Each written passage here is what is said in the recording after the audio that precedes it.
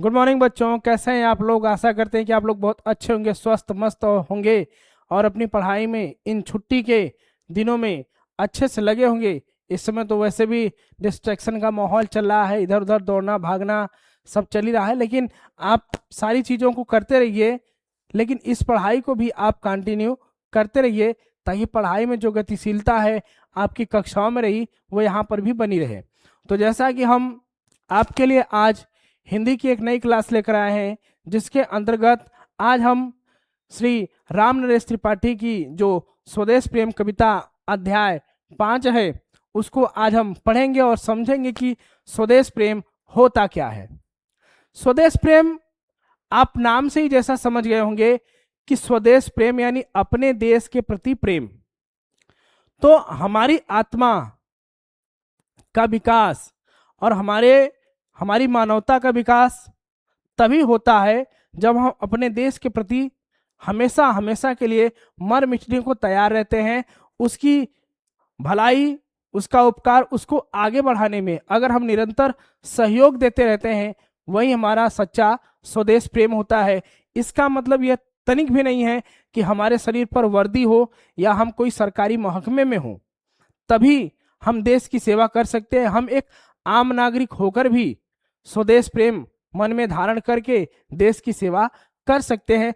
तो इन्हीं कुछ भावों के साथ आज हम इस कविता को पढ़ेंगे। उससे पहले हम यहाँ पर देखते हैं कि आज चैप्टर आपका 5 है और टॉपिक है आपका क्या, स्वदेश प्रेम। ठीक, और ये लेक्चर नंबर आपका फर्स्ट होने वाला है। आज ये कक्षा समाप्त हो जाएगी। कविता है, समझिएगा। तो उससे पहले हम आपको हमेशा के से ही जो भी कवि या लेखक होते हैं उनके संक्षिप्त परिचय का एक विवरण प्रस्तुत करते हैं।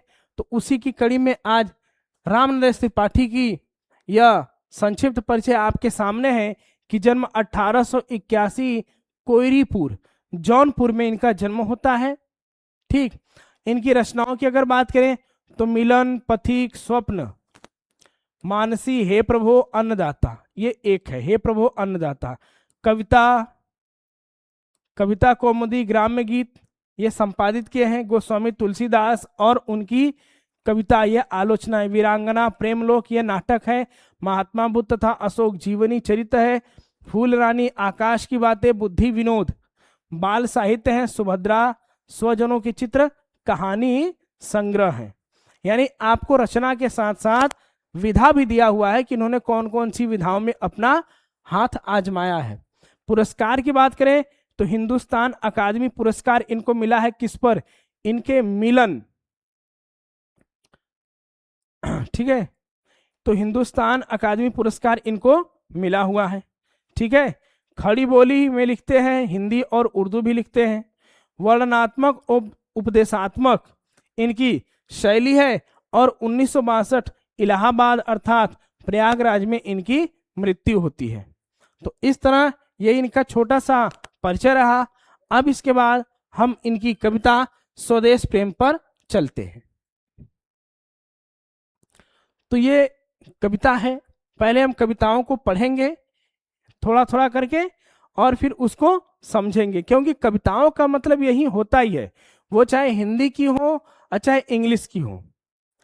कविताओं को पढ़ने से ज्यादा उनको गाने के लिए भी वो होता है, क्योंकि ये एक प्रकार का गीत है, एक छोटा गीत है। तो गीत को मतलब होता है गाया जाए, उसी तरह कविता को भी गाया जाता है। तो अगर आपको गाना अच्छा नहीं लगेगा तो आप फास्ट वीडियो करके हमारे गाने को भगाकर केवल अपना अर्थ समझ लीजिएगा। अगर आप गीत के साथ साथ पढ़ना चाहते हैं सुर के साथ तो थोड़ा उसको देख लीजिएगा। वैसे सुर सभी के पास तो जल्दी आता नहीं है, लेकिन व्यक्ति प्रयास करता है कि वो अच्छा से अच्छा कर दे। हर कोई अपना 100% देने का प्रयास करता है, जिसके हिस्से में जितना आ जाए। तो चलते हैं अपनी कविता पर। तो दिया है कि अतुलनीय जिनके प्रताप का साक्षी है प्रत्यक्ष दिवाकर, घूम घूम कर देख चुका है जिनकी निर्मल कीर्ति निशाकर। देख चुके हैं जिनका वैभव ये नभ के अनंत, तारागढ़ अगणित बार सुन चुका है नभ जिनका विजय घोष रण गर्जन। ठीक, तो ऐसे ही थोड़ा तेज स्वर में गाते हुए चलेंगे और समझेंगे। तो क्या कहा है कि अतुलनीय जिनके प्रताप का, प्रताप यानी साहस, जिनका प्रताप अतुलनीय है, साक्षी है प्रत्यक्ष दिवाकर, और उनके उस अतुलनीय प्रताप का साक्षी गवाही कौन है? सामने दिखने वाला सूर्य। दिवाकर सूर्य का पर्यायवाची, अतुलनीय यानी जिसकी कोई तुलना नहीं, प्रताप माने साहस और साक्षी माने गवाह। ठीक, घूम घूम कर देख चुका है जिनकी निर्मल कीर्ति निशाकर, और संसार भर में निशाकर अर्थात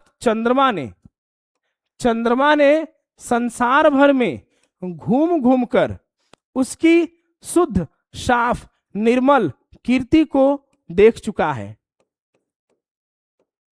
ठीक, और कीर्ति माने होता है स्वच्छ, साफ, निर्मल। ठीक है, तो वही कि जिनके साहस का कोई तुलना नहीं है उसकी गवाही प्रत्यक्ष सूर्य दे चुका है, और जिनके निर्मल कीर्ति को संसार भर में घूम घूम कर चंद्रमा ने देख लिया है, जिनका देख चुके हैं जिनका वैभव ये नभ के अनंत तारागण, और जिनका वैभव, जिनकी धन संपदा, सुखों की खान, ये अनंत ताराओं के समूह देख चुके हैं जो आकाश मंडल में चमकते हैं। अगणित बार सुन चुका है नभ, अनगिनत बार या आकाश मंडल भी वह ध्वनि सुन चुका है जिनका विजय घोष रण गर्जन, जो युद्ध के समय विजय घोष, विजय नाद होता है, उसको भी अनेकों बार नभ सुन चुका है। ठीक है, तो कहने का मतलब कि जिनके अतुलनीय प्रताप का साक्षी सूर्य है, जिनकी निर्मल कीर्ति को चंद्रमा ने संसार भर में घूम घूम कर देख लिया है, जिनके वैभव को आकाश के अनंत तारागणों ने भी देख लिया है, और जिनका विजय रणगर्जन नभ भी कई बार सुन चुका है। ऐसे स्वदेश प्रेम वाले भारतीय को दुनिया में कौन नहीं जानता। ठीक, आगे चलते हैं। शोभित है सर्वोच्च मुकुट से जिनके दिव्य देश का मस्तक, कि शोभित है सर्वोच्च मुकुट से जिनके दिव्य देश का मस्तक, गूंज रही है सकल दिशाएं जिनके जय गीतों से अब तक, जिनकी महिमा का है अविरल साक्षी सत्य रूप हिम गिरिवर, उतरा करते थे विमान दल जिसके विस्तृत वक्ष स्थल पर। अब यहां पर क्या कहा गया कि शोभित है सर्वोच्च मुकुट से जिनके दिव्य देश का मस्तक। सर्वोच्च मुकुट का मतलब क्या हो गया? हिमालय। ठीक, क्या हो गया? हिमालय। तो जिनके वह देश, वह भारत देश जिसका मुकुट हिमालय पर्वत है, और जिनके दिव्य देश का मस्तक, जिस महान दिव्य देश का मस्तक स्वयं हिमालय पर्वत सर्वोच्च मुकुट के समान सुशोभित हो रहा हो, और जिनके जय गीतों से संपूर्ण दिशाएं आज भी गुंजायमान हो रही हो, और जिनकी अविरल महिमा को साक्षी यानी गवाह सत्य रूप में, सत्य स्वरूप में हिमालय पर्वत हो, उतरा करते थे विमान दल जिसके वक्ष स्थल पर। तो उसी महान विशाल हिमालय की छाती पर किसी समय तमाम तरह के विमान दल, लड़ाकू युद्धपोत उतरा करते थे। तो इन सब को भी इन लोगों ने देखा हुआ है।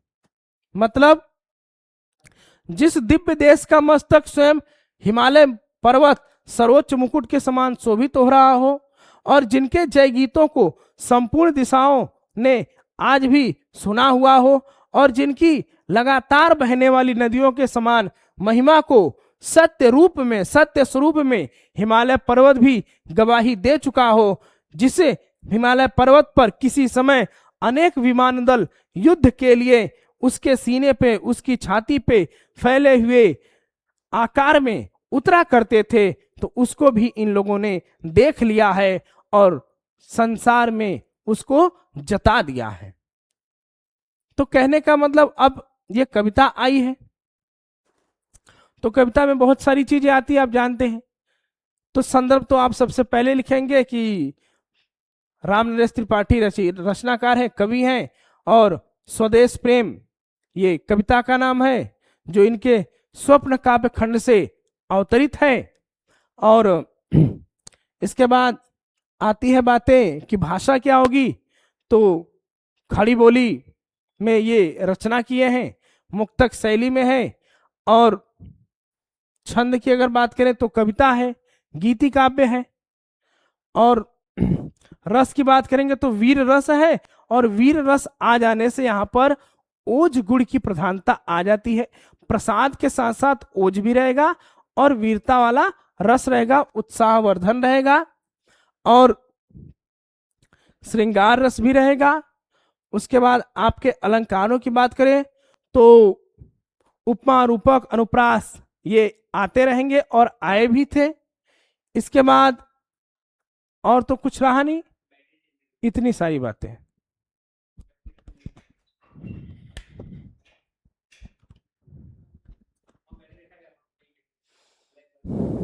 कुछ नहीं।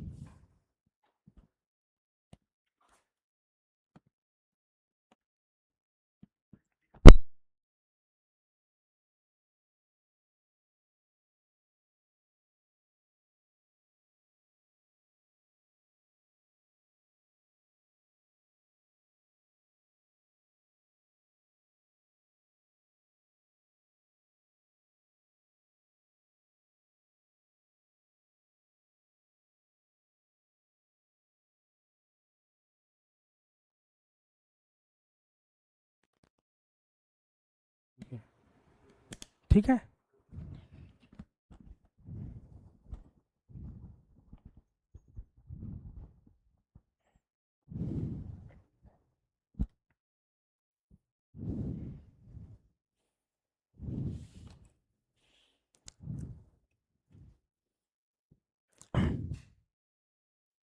ठीक। अब अगले पे चलते हैं। अगला पद क्या है, अगला लाइन, कि सागर निज छाती पर जिनके अगणित अरणव पोत उठाकर पहुंचाया करता था प्रमुदित भूमंडल के सकल तटों पर। जिन नदियां जिसकी यश धारा सी बहती हैं, अब भी निशिवासर ढूंढो उनके चरण चिन्ह भी पाओगे तुम इनके तट पर। तो यहां पे देखिए, आपने देखा हुआ है कि अ की आवृत्ति हुई है, तो आप अ से तो समझी गए कि कौन सा अलंकार आया है, अनुप्रास आया है।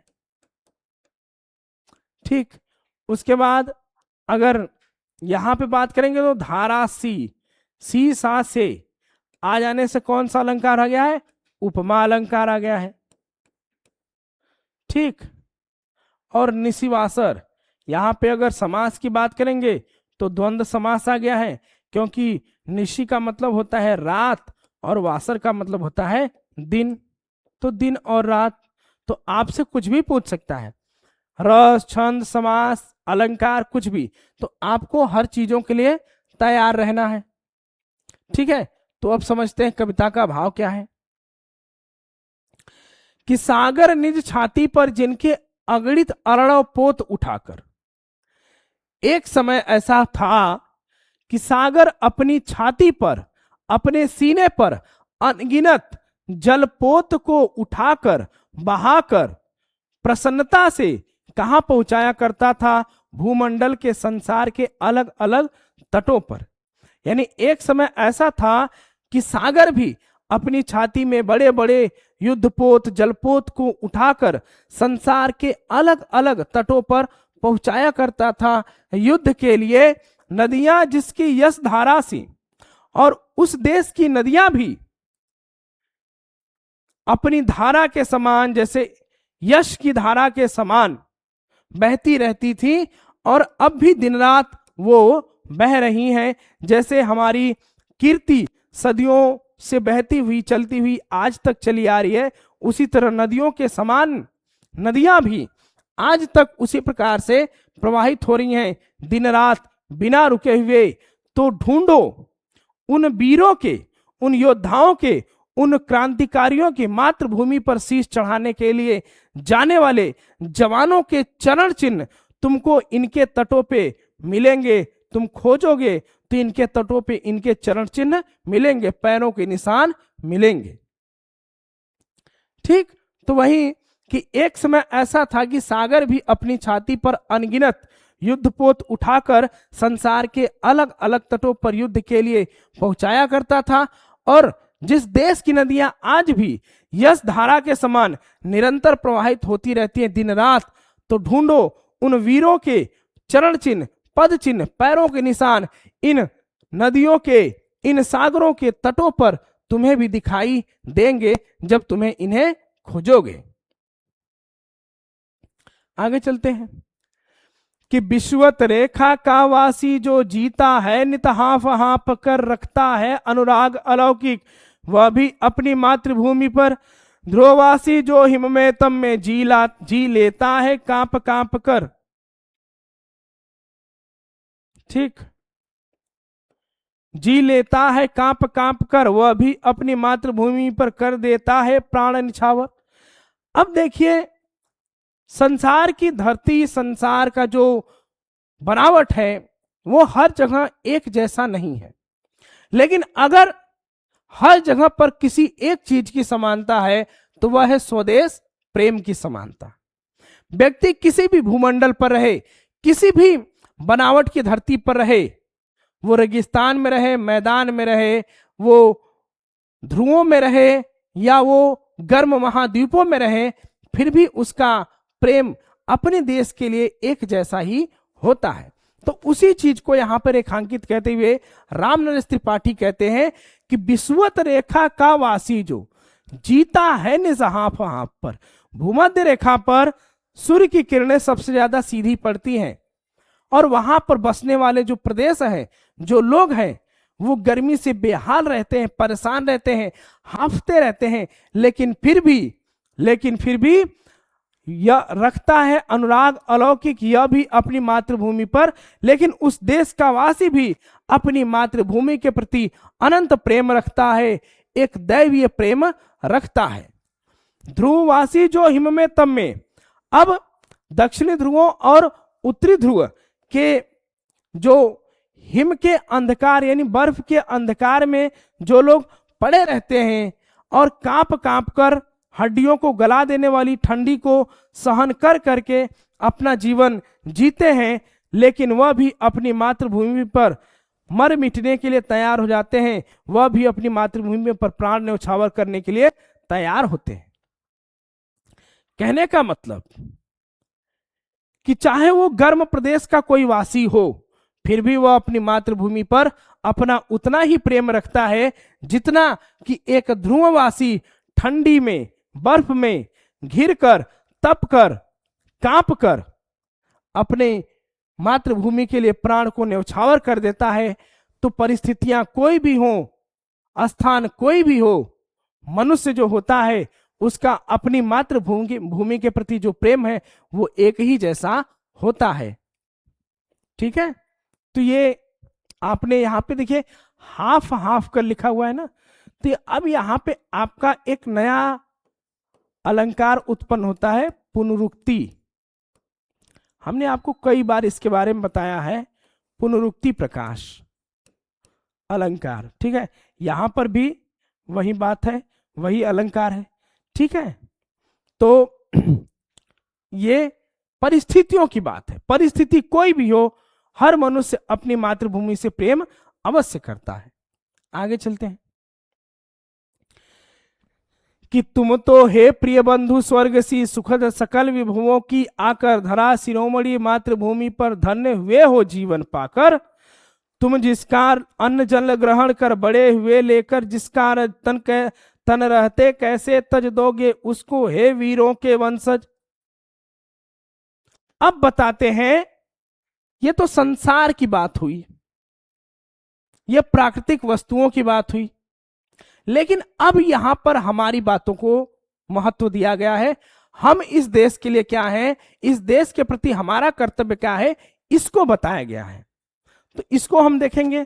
तो दिया है कि तुम तो हे प्रिय बंधु, हे मेरे भारतवासी, हे मेरे प्यारे बंधु भाई, तुम तो स्वर्ग के समान सुख देने वाली और संपूर्ण धन संपदाओं की जननी, इस धरा शिरोमणि, धरती की शिरोमणि, धरतियों में सबसे महान धरती, इस भारत मातृभूमि पर जन्म पाकर धन्य हो गए हो। तो तुम्हारा इसके प्रति प्रेम, तुम्हारा इसके प्रति कर्तव्य तो और भी बढ़ जाता है, क्योंकि जब उन प्रदेशों के लोग जो हमेशा अपनी मौसम परिस्थितियों के अनुसार परेशान रहते हैं, फिर भी वो अपने देश के लिए मर मिटने को तैयार होते हैं, तुम तो उनसे कई गुना अच्छी जगहों पे जन्म लिए हो और तुम्हारी धरती धरती नहीं, वह धरती की शिरोमणि है। तो तुम तो धन्य हो गए इस धरती पर जन्म पाकर, तुम जिसका अन्न जल ग्रहण कर, क्योंकि तुमने जन्म लिया, इसका जल ग्रहण किया, इसके अन्न को खाया है, और बड़े हुए जिसका रज लेकर और जिसकी धूल मिट्टी में तुम सने खेले और धीरे धीरे बड़े हुए हो। तन रहते कैसे तज दोगे, तो तुम्हारे शरीर के रहते हुए तुम इस संसार को कैसे छोड़ दोगे, तुम इस धरती को कैसे त्याग दोगे उसको, हे वीरों के वंशज, क्योंकि तुम तो वीरों के वंशज हो, तुम राणा के, शिवाजी के, रानी लक्ष्मीबाई के वंशज हो।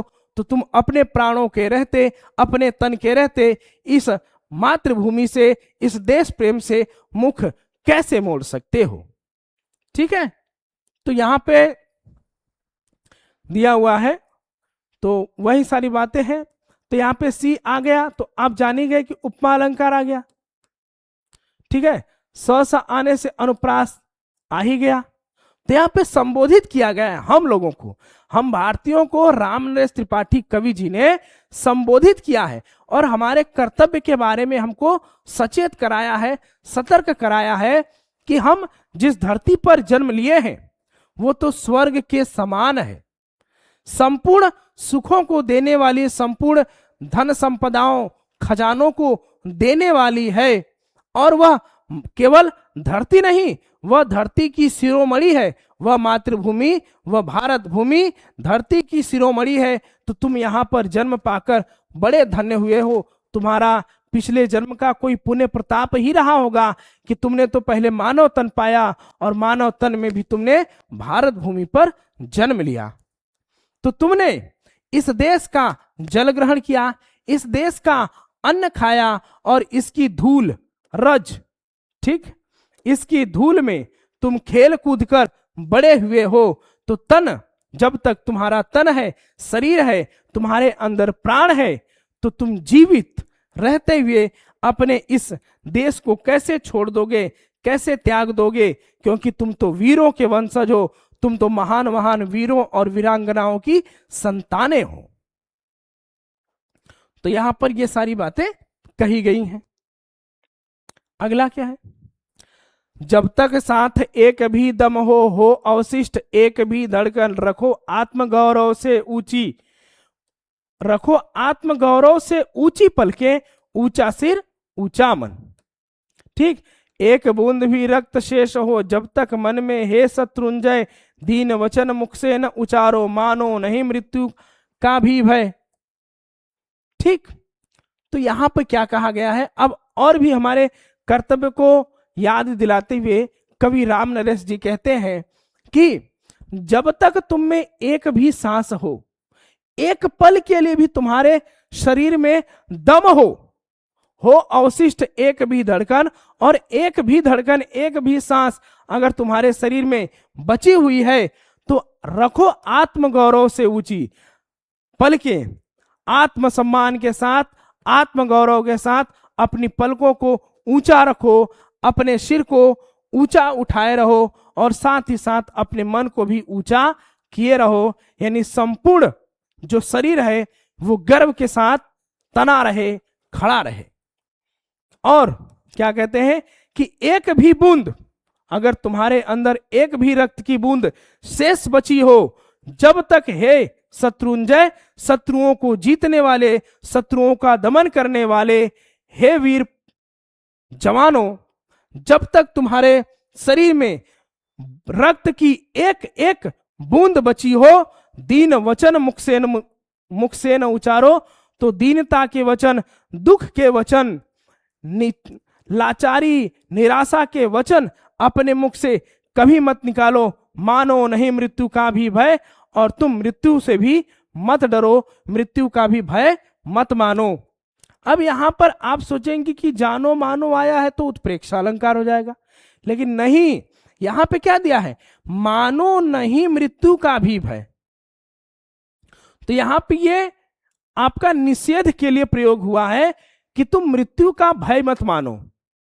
यहां पर किसी के माध्यम से किसी को जनाया मनाया नहीं गया है, यहां पर निषेध किया गया है, विरोध किया गया है कि तुम मृत्यु से भी मत डरो।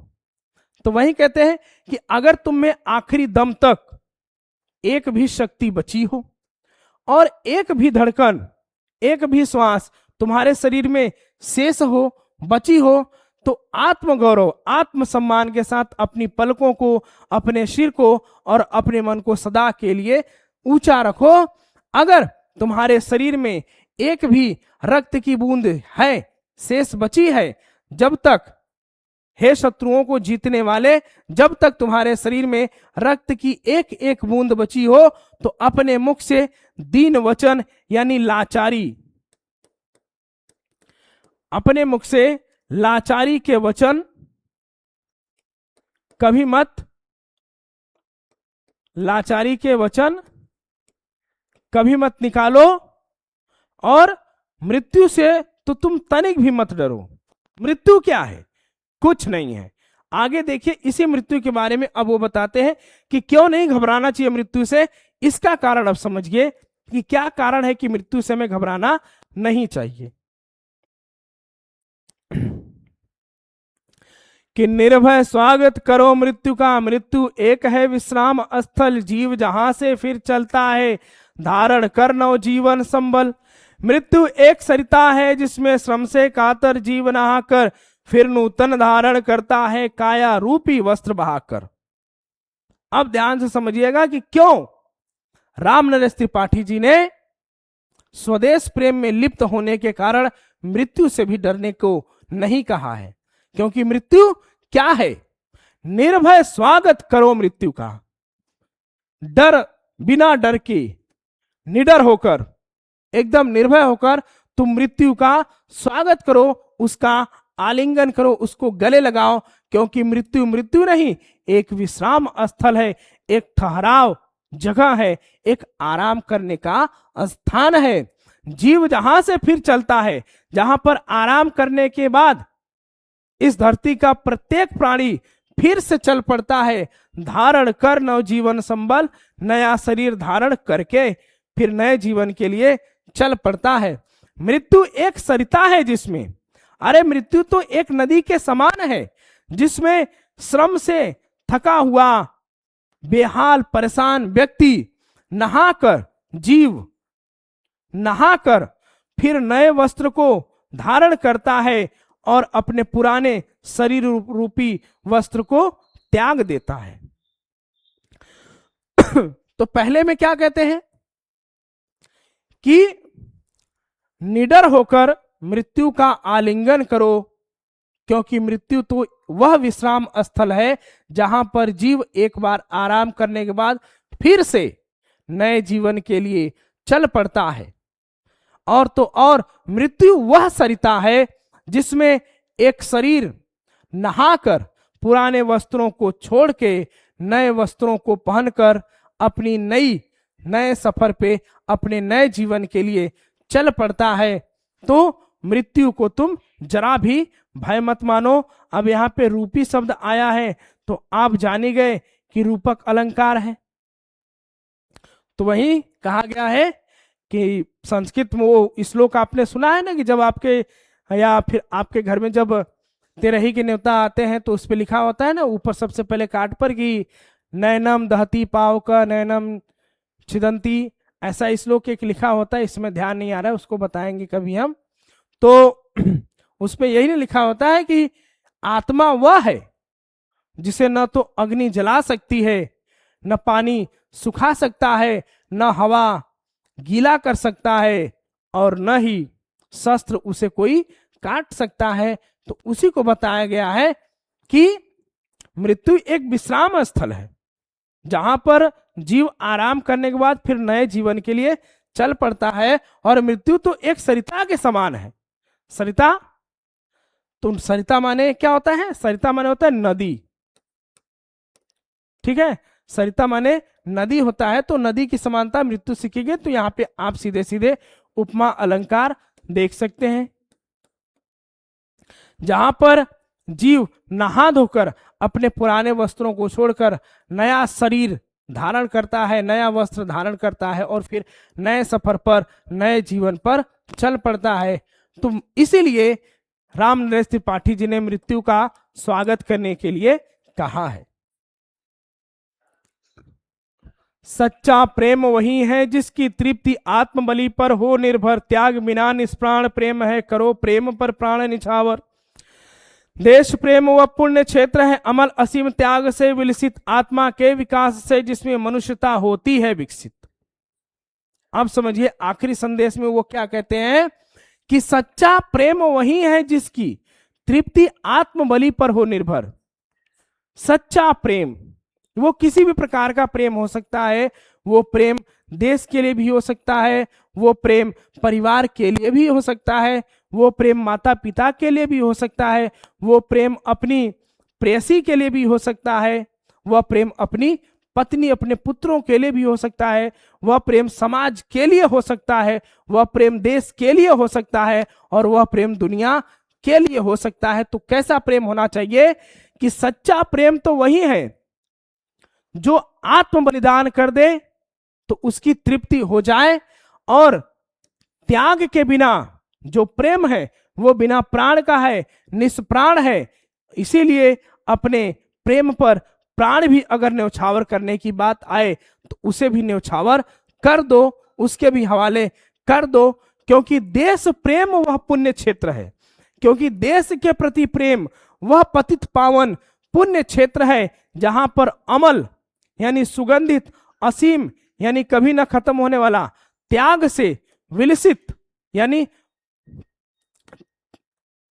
सुगंध समापन न होने वाला, और त्याग के सम्मिलन से बना हुआ। और जब त्याग होता है तो आत्मा का विकास होता है और मनुष्यता विकसित होती है, संसार में मनुष्यता फैलती है।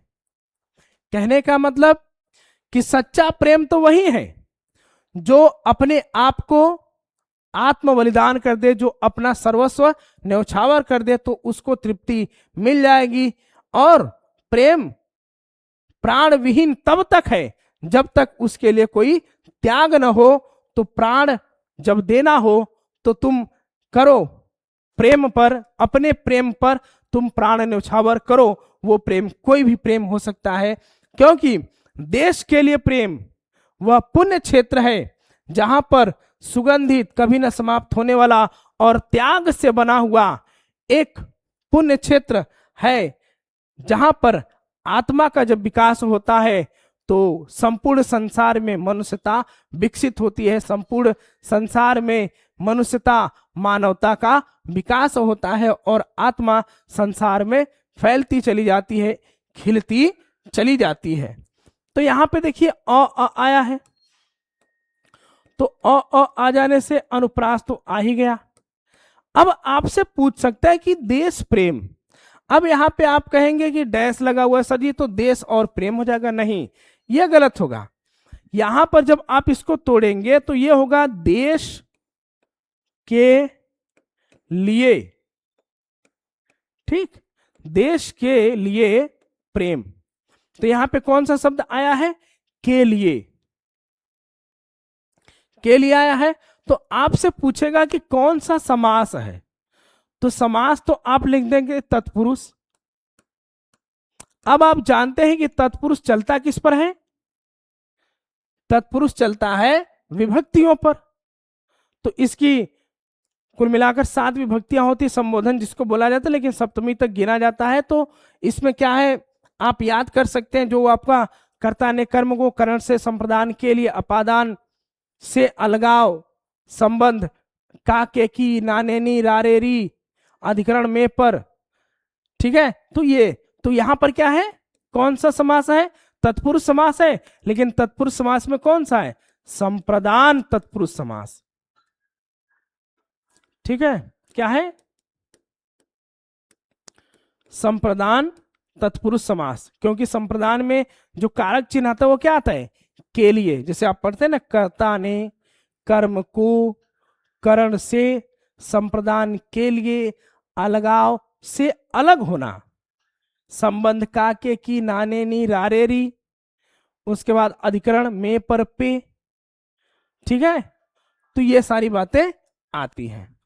तो आपने ये चीजें समझी, और ये स्वदेश प्रेम आपका जो कविता रहा राम नरेश त्रिपाठी जी का, यहीं पर समाप्त होता है।